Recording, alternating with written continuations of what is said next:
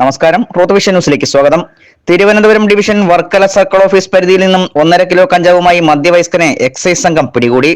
Varkala excise circle inspector അനിൽകുമാറിന്റെ നേതൃത്വത്തിൽ കഴിഞ്ഞ ദിവസം രാത്രിയിൽ 8 മണിയോടുകൂടി നാവായിക്കുളം ഭാഗത്ത് നടത്തിയ റെയ്ഡിൽ വടക്കേവയൽ ജംഗ്ഷനിൽ വെച്ച് വർക്കല താലൂക്കിൽ നാവായിക്കുളം തോട്ടുങ്കര ദേശത്ത് തോട്ടുങ്കര പുത്തൻവീട്ടിൽ 54 വയസ്സുള്ള അശോകൻ എന്നയാളിൽ നിന്നാണ് 1.5 കിലോ കഞ്ചാവ് കണ്ടെടുത്തത്. ഇയാളെ NDPS നിയമപ്രകാരം കേസെടുത്ത് അറസ്റ്റ് ചെയ്തു. പ്രതി അശോകൻ കഞ്ചാവ് ചെറുപൊതുകളിലാക്കി നാവായിക്കുളം, കല്ലമ്പലം, ആറ്റിങ്ങൽ ഭാഗങ്ങളിൽ ചില്ലറ വിൽപ്പന നടത്തിവരുന്നതിനിടയിലാണ് പിടിക്കപ്പെട്ടത്. പ്രതിയെ വർക്കല കോടതിയിൽ ഹാജരാക്കി റിമാൻഡ് ചെയ്തു.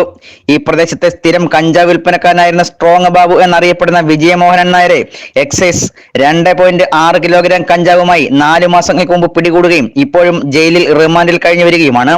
Circle inspector Anilkumar, preventive officer K Sudarsanan, grade assistant excise ഇൻസ്പെക്ടർമാരായ രതീശൻ ചെട്ടിയാർ, വിജയകുമാർ, ഗ്രേഡ് പ്രിവന്റീവ് ഓഫീസർമാരായ Libin Arun Mohan, civil excise officer Ratheesh MR, excise driver Ranju എന്നിവരടങ്ങുന്ന സംഘമാണ് റെയ്ഡിൽ പങ്കെടുത്തത്. Ruth vision news, Varkala.